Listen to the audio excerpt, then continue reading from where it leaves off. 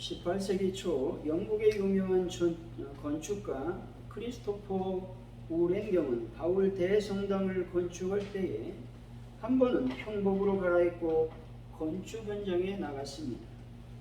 돌을 깎는 수백 명의 석공들을 돌아보다가 그중 한 사람에게 당신은 무엇을 하고 있습니까?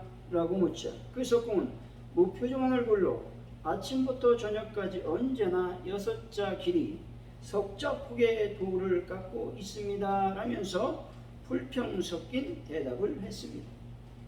그러나 똑같은 질문에 어느 석공은 웃으면서 대답하기를 지금 선생님이 보시는 대로 이렇게 부족한 사람이 세계적으로 유명한 우ren경의 주의 밑에서 바울 대성당을 건축하는데 한몫을 하고 있습니다. 저는 큰 자부심을 느끼고 있습니다 라고 대답을 했습니다. 아마 우ren경은 그 석공을 너무나 귀하게 여기면서 계속 더 많은 일들을 맡겼을 것입니다. 하나님도 이 석공을 귀하게 여겼을 것입니다. 어느 집에 효심 많은 맏며느리가 있었습니다. 그녀는 비록 살림은 넉넉하지 않았지만 식탁을 같이 해서 밥을 먹을 때면 항상 시아버지 국에 고기를 듬뿍 담아드리고 자신의 국에는 고기 건더기를 넣지 않았습니다. 그래서 식사기도 시간에 시아버지는 몰래 국을 받고 놓고 냈습니다. 그러면 맏며느리가 곧 눈치를 채고 그것을 두루 갖고 놓았다는 것이죠. 세월이 지나서 맏며느리의 자녀들은 항상 맛있는 음식이 생기면 부모님을 먼저 대접하는 효성이 지극한 자녀들이 되었습니다. 그리고 둘째 며느리가 있었는데 이 며느리는 부모님 대접하는 것을 못마땅하게 여겨서 정성껏 대접하지 않았습니다. 대신 자기 자녀들을 잘 먹였습니다. 노인들에게 내놓은 음식은 언제나 가장 험한 그릇에 먹다 남은 것을 담아서 드렸습니다. 그리고 자녀들에게는 가장 좋은 음식만 먹였습니다. 둘째 며느리도 할머니가 되어 자녀들의 음식 시중을 받게 되었습니다. 자녀들은 항상 맛있는 것을 감추었다가 손자들에게 주었고 먹지 못하고 버릴 것들만 어머니에게 대접했습니다. 음식을 담아놓은 그릇도 고양이 밭을 주는 것을 물로 씻어 온 그릇이었습니다. 그녀는 가슴이 너무 아팠지만 자기가 대접한 대로 결국 대접받는다는 것을 깨닫고 후회했습니다. 그러나 이미 때는 늦었다는 것이죠. 현재의 삶 속에서 지혜롭게 삶을 산다라고 하는 것은 베풀고 나누는 것이며 또한 좋은 것으로 부모님을 공경하는 것입니다. 첫째 며느리는 자기는 먹지 못해도 늙은 시부모님을 정성껏 모셨습니다. 비록 살림은 넉넉하지 못했지만 시아버지를 정성을 다해서 공양했습니다. 결국 이 모든 행동을 자녀들이 보고 배운 것입니다.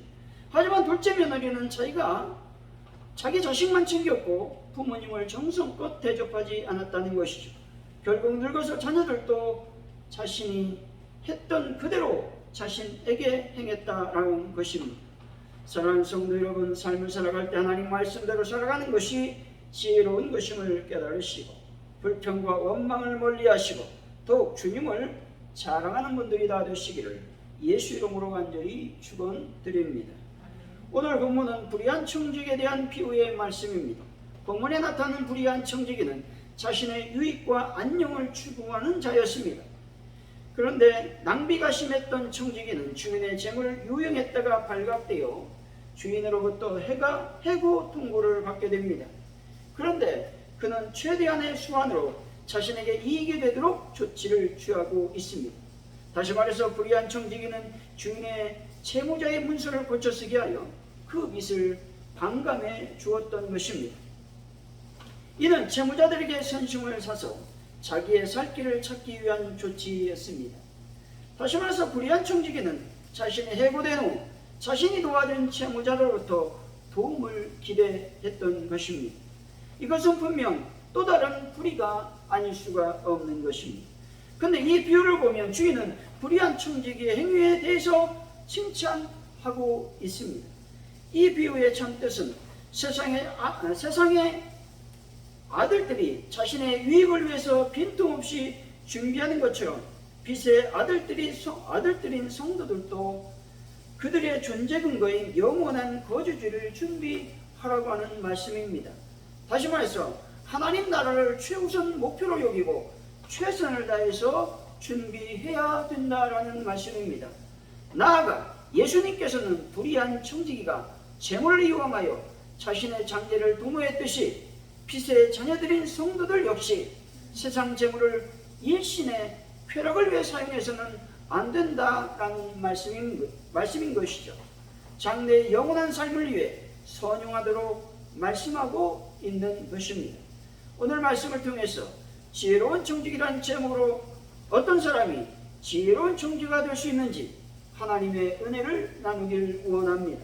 첫째, 하나님은 모든 것을 알고 계시다는 것을 기억하는 자가 지혜로운 청지기인 것이죠. 1절이죠. 한번 읽어봅니다. 시작. 또한 제자들에게 이르시되 어떤 부자에게 청지기가 있는데 그가 주인의 소유를 낭비했던 말이 그 주인에게 들린지라. 아멘. 이 비유는 그 당시 사회적으로 흔히 있었던 일이었습니다. 이 당시 갈릴리 지역에 살지 않으면서 그곳에 땅과 재산을 많이 지닌 타 지역의 부자들이 많았다는 것이죠. 이 부자들은 청지기와 계약을 맺고 자신의 재산을 관리하도록 했습니다. 근데 주인이 다른 지방에 있다 보니 청지기들이 부정을 저지르는 일이 간혹 있었다라는 것이죠. 역시 본문에 등장하는 청지기도 주인 몰래 주인의 재산을 불이하게 탕진하고 있었습니다.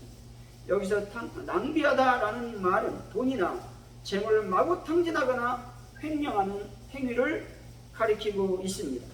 여기서 부자는 하나님을, 청지기는 모든 성도들을 가리키는 말입니다. 불의한 청지기는 주인이 먼 지방에 있기 때문에 자신의 부정한 생활을 알 리가 없다고 생각을 했습니다. 하지만 이 불의한 청지기의 삶이 주인의 귀에 들어가게 되었다고 하는 말입니다. 그러므로 본 비유는 결국 하나님께서 우리의 일거수일투족을 모두 알고 계시다라는 말입니다.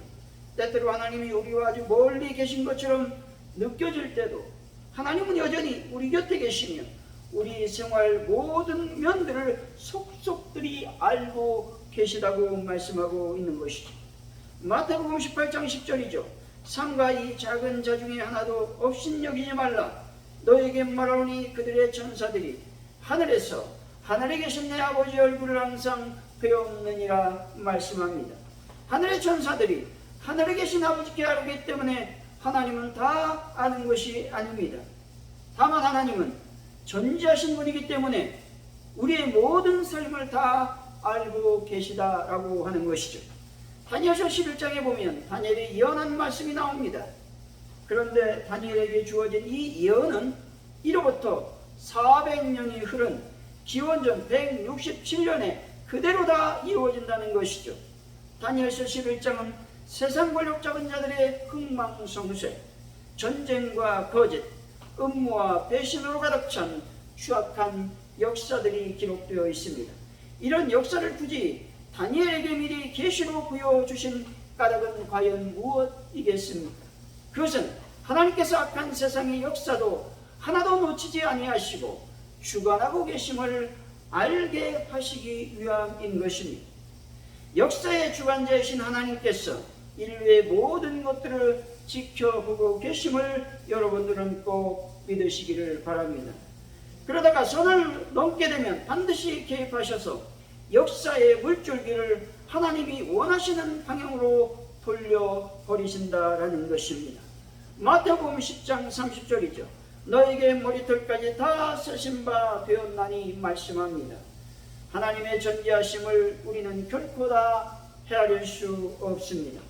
아무리 컴퓨터가 발달하고 반도체가 세밀화된다 할지라도 결코 인간은 하나님의 전지하심을 뛰어넘을 수 없는 것입니다. 수많은 정치가들이 왜 비리 때문에 힘들고 어려움을 당하고 있습니까? 사람이 아무리 은밀하게 숨긴다 할지라도 결코 사람은 숨길 수 없다라고 하는 것입니다. 하나님이 살아계시고 그분이 모든 것을 아시기 때문에 모든 비리는 드러나게 되어 있다라는 것입니다. 잠시 악이 번성한 것 같지만 하나님께서는 역사가 완전히 파국으로 치닫지 아니하도록 모든 것들을 조정해 가신다라는 것이죠. 사랑하는 성도 여러분, 하나님께서는 알지 못하는 것이 없으시니 더 불의를 멀리하시고 언제 어디서나 의와 선과 사랑을 추구하는 삶을 살아가는 분들이 되시기를 예수 이름으로 간절히 축원드립니다. 둘째, 삶의 위기를 기회로 바꾸는 지혜로운 자가 되어야 한다는 것이죠. 8절입니다. 한번 읽어봅니다. 시작. 주인이 옳지 않은 청지가 이를 지혜롭게 하였으므로 칭찬하였으니 이 세대의 아들들이 자기 시대에 있어서는 빛의 아들들보다 더 지혜로움이니라. 아멘. 주인은 불의한 청지가 하는 일에 대해서 지혜롭다고 칭찬하고 있습니다. 이것은 세상 사람들이 하나님의 자녀들보다 자신들의 일을 처리하는 데 있어서 더욱 지혜롭다라고 하는 의미입니다. 다시 말해서 세상 사람들은 자신의 일을 처리하는 데 있어서 오히려 하나님의 자녀들이 하나님의 일을 하는 것보다 더욱 지혜롭고 단결이 잘 되며 열심을 다한다라는 의미가 있는 것이죠. 불의한 청지기가 심각한 고문에 빠졌습니다. 3절이죠. 한번 읽어봅니다. 시작. 청지기가 속을 이르되 주인이 내 직분을 빼앗으니 내가 무엇을 할까? 땅을 파자니 힘이 없고 빌어먹자니 부끄럽구나. 아멘. 여기서 땅을 판다는 것은 육체적 노동을 의미하는 것으로서 농사 짓는 것을 의미합니다. 빌어먹다라는 말은 부걸하다라는 의미가 있습니다. 이처럼 불의한 청지기는 삶의 위기 속에서 무엇을 해도 절망적인 급박한 상태를 맞이합니다. 이와 같이 우리 인간은 자신의 삶에 주어진 여러 가지 난감한 상황을 만나게 된다는 것이죠. 이런 가운데 현실을 회피하거나 스스로 움츠러들지 말고 자신의 삶을 자신있고 결단력 있게 살아가야 된다는 것들을 가르쳐 주시고 있는 것입니다. 34살의 한 직장인이 그동안 근무해오던 직장에서 어느 날 예산 삭감을 핑계로 다음에는 근무 계약을 갱신할 수 없다는 통보를 받게 됩니다. 그는 매우 놀라면서 이렇게 말합니다. 저는 무척 놀랍고 충격을 받았습니다. 처음에는 그저 얼떨떨했습니다. 저희 집에 아이들이 있는데 어떻게 생계를 꾸려가야 할지 그저 막막하기만 했습니다. 라고 말했습니다. 여러분, 실직을 당하면 경제적인 문제 외에 또 다른 여러 가지 많은 문제들이 발생한다는 사실을 알게 되는 것이죠. 다시 말해 실직을 당하게 되면 경제적 불안이 찾아오게 됩니다. 이력서를 계속 내지만 취업의 소식이 미원하게 되면 자신이 쓸모없는 존재라는 생각에 빠지게 된다는 것이죠. 이때 무력감을 느끼기 시작하면서 신체적, 정서적, 그리고 영적인 스트레스를 받기 시작합니다. 이것은 예수님을 믿든지 믿지 않든지 동일하게 나타난다는 것이죠. 하지만 예수 믿는 사람이라면 결코 이런 무기력감에 빠져서는 안 된다라고 하는 것이죠. 로마서 8장 28절입니다. 우리가 알거니와 하나님을 사랑한 자, 곧 그의 뜻대로 부르심을 입은 자들에게는 모든 것이 합력하여 선을 이루느니라 말씀합니다. 여러분, 우리는 믿음을 가져야 되는 것이죠. 무기력한 상태와 정서적 불안 상황 속에서도 믿음을 갖는 여러분이 되시기 바랍니다. 왜냐하면 믿음은 하나님께서 나의 처한 상황에서 최선으로 이끌어 주실 것을 신뢰한 것이라고 말할 수 있기 때문에 그렇습니다. 물론 믿음은 모든 것이 우리가 바라는 대로 될 것임을 확신하는 것은 아닙니다. 믿음은 하나님께서 하나님을 사랑하는 자들과 함께 일하셔서 모든 것을 선하게 해주심을 확신하는 것입니다. 하나님은 우리에게 고통이 임한 것을 원치 않으시는 분이라는 사실도 여러분이 꼭 믿으시기를 바랍니다. 하나님 우리에게 오늘 본문에서 불의한 청지기는 정신을 차리고 자신이 어떻게 하면 살아남을 것인가를 생각하고 있다는 것이죠. 4절이죠. 한번 읽어봅니다. 시작. 내가 할 일을 알았도다. 이렇게 하면 직분을 빼앗긴 후에 사람들이 나를 자기 집으로 영접하리라 하고. 아멘.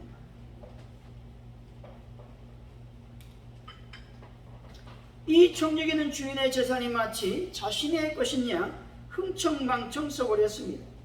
결국 주인이 이 사실을 알고 해고하게 되고 그는 난처한 상황에서 살 길을 찾아 헤매게 되었습니다. 결국 그는 해결책을 찾게 되었습니다. 다시 주인의 재산을 이용하여 자신의 살 길을 찾게 되는 것이죠. 6절에서 7절이죠. 한번 읽어봅니다. 시작. 마르되 기름 백성이니이다. 이르되 여기 내 증서를 가지고 빨리 앉아 50이라 하시라 하고 또 다른 얘기 이르되 너는 얼마나 빚졌느냐. 이르되 밀 백성이니이다. 이르되 여기 내 증서를 가지고 80이라 하시라 하였느니라. 아멘. 불의한 청지기는 차용 증서를 조작하고 있습니다. 기름 100말을 50말로 밀 100석을 80으로 빚을 탕감하여 주고 있습니다. 이것은 분명 옳지 않은 일이 옳은 일이 아닙니다. 옳지 않은 일이라고 하는 것이죠. 세상적인 관점에서 보면 그렇다라는 것입니다. 하지만 영적인 관점에서 보면 불신자들이 지혜롭게 행하는 것보다 성도들은 더욱 지혜롭게 행해야 된다라고 하는 것들을 말씀해 주시고 있습니다. 이것은 결코 불신자들의 부정직을 배워라, 사기를 배워라, 또 이런 것들을 칭찬하는 말이 아니라고 하는 것이죠. 사랑하는 성도 여러분, 불신자보다 더욱 하나님의 지혜로운 삶을 살아가는 귀한 분들이 되시기를 예수 이름으로 간절히 축원드립니다. 셋째, 생명을 얻는 일에 우리의 모든 것들을 헌신해야 된다고 말씀하고 있습니다. 9절이죠. 한번 읽어봅니다. 시작. 내가 너에게 말하니 불의의 제물로 친구를 사귀라. 그리야만 그 제물이 없어질 때에 그들이 너희를 영주할 젖으로 영접하리라. 아멘.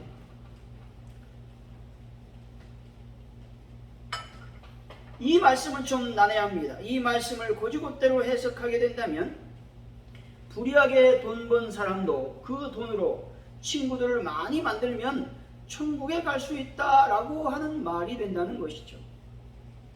불의한 방법으로 돈 버는 일도 인정하시는 것 같은 말씀 같고, 더군다나 천국을 믿음으로 갈 수 있다는 기독교 구원론과도 배치되는 말씀처럼 보입니다. 그런데 여기서 불의한 돈은 부정하게 번 돈이 아니라 세상의 재물을 가리킨다는 것이죠. 그리고 친구라고 하는 말은 가난한 이웃을 가리키며 좀 더 나아가면 예수 그리스도를 가리키는 말씀입니다. 본질을 해석해 본다면 참으로 세상 재물의 가장 큰 효용 가치는 생명의 주인이신 그리스도를 친구로 사귀는 데 사용하라는 말씀인 것입니다. 존 노턴 신부는 신학교를 가기 전까지 아버지를 따라서 선원이 되어서 노예 무역선을 탔습니다. 22살 때에 1748년 5월 10일 그는 큰 전환점을 맞이하게 됩니다. 노예 무역선 선장으로 있던 그의 배가 대서양에서 거대한 폭풍을 만나 좌초절 위기에 빠지게 되었습니다. 하나님의 도우심으로 위기에서 벗어나 제2의 인생을 살았다는 것이죠. 그런데 그는 하나님의 도우심을 경험하고 새로운 인생을 살았지만 6년 동안이나 계속 노예무역선 선장 일을 계속했다는 것이죠. 이 일을 그만둘 수 없었던 것은, 노예를 매매하는 것은 엄청난 부를 안겨주었기 때문에 그렇습니다. 어쩌면 하나님의 은혜를 깊이 경험하고 회심했음에도 불구하고 엄청난 부를 안겨준 그 일을 포기하기란 결코 쉽지 않았을 것입니다. 결국 그는 7년 후 병을 얻어 배 타는 일을 그만두고 성공의 신학교에 들어가 신부가 되었다는 것이죠. 그리고 그는 47세 때인 1772년 어메이징 그레이스라고 하는 찬양시를 쓰게 되었습니다. 오늘 우리가 부른 나 같은 죄인 살리신이라고 하는 찬양입니다. 이 찬송가는 흑인 노예 무역에 종사던 자신의 삶을 깊이 회개하면서 그런 못된 자신의 죄를 용서해 주신 하나님의 은총에 감사하는 마음을 담고 있다는 것이죠. 그는 사제가 되는 노예 해방에 앞장섰다라는 것이죠. 삭개오는 이런 의미에서 대표적인 인물이라고 말씀드릴 수가 있습니다. 누가복음 19장 8절이죠. 삭개오가 서서 주께 여짜오되 주여 보시옵소서 내 소유의 절반을 가난한 자들에게 주겠사오며 만일 누구의 것을 속여 빼앗은 일이 있으면 내 갑절이나 갚겠나이다 말씀합니다. 세리장이었던 삭개오는 많은 돈을 벌게 되었습니다. 삭개오가 모은 돈은 어찌 보면 주님의 말씀대로 불의한 돈인지 모릅니다. 그런데 그는 주님을 영접하고 회개하는 것이죠. 그 표시로 그 재산 절반을 가난한 자들에게 나눠 주겠다고 말합니다. 또한 불의한 자들에게 빼앗았다고 한다면 4배로 갚겠다고 말하고 있습니다. 이 말을 들은 예수님께서는 이렇게 말씀하시고 있습니다. 오늘 구원이 이 집에 이르렀고 이 사람도 아브라함의 자손이다 라고 말하고 있습니다. 다시 말해 주님께서는 그가 구원받았음을 선포하신 것입니다. 삭개오는 불의한 재물로 주님을 친구로 사귐으로 구원에 이르렀다고 말씀합니다. 우리가 주님을 친구로 사귀기 위해서는 반드시 회개해야 합니다. 그리고 그 회개에 반드시 따라야 할 것이 물질적 회개라고 하는 것이죠. 또 이 물질의 회개는 입술 회개보다 더 어려운 일입니다. 감리교 장시다 요한 웨슬레는 돈 주머니를 회개한 자가 진정 회개한 자다라고 말씀하고 있습니다. 결론적으로 말하면 지혜로운 청지기는 하나님께서 모든 것을 알고 계심을 기억하는 자라는 것이죠. 그리고 삶의 위기를 기회로 바꾸는 자라고 말씀하고 있습니다. 마지막으로 생명을 얻는 일에 자신의 모든 것을 헌신하는 자라고 말씀하고 있는 것이죠. 사랑하는 성도 여러분, 전지하신 하나님께서 모든 것들을 알고 계심을 믿으시길 바랍니다. 여러분의 소중한 것들을 생명을 살리는 일에 모든 것들을 투자할 수 있는 분들이 다 되어 지혜로운 청지교가 되어 하나님께 칭찬받는 분들이 다 되시기를 예수 이름으로 간절히 축원드립니다. 기도합니다. 하나님 아버지 감사합니다. 우리가 지혜로운 청지기의 삶을 살게 하여 주옵소서. 하나님이 전지하시다는 것을 기억하게 하시고 특별히 위기를 기회로 바꾸는 자가 되게 하시고 생명을 살리는 일에 우리의 모든 것들을 헌신한 자들이 될 수 있도록 인도하여 주옵소서. 주님 감사합니다. 예수님의 이름으로 간절히 기도하옵나이다. 아멘.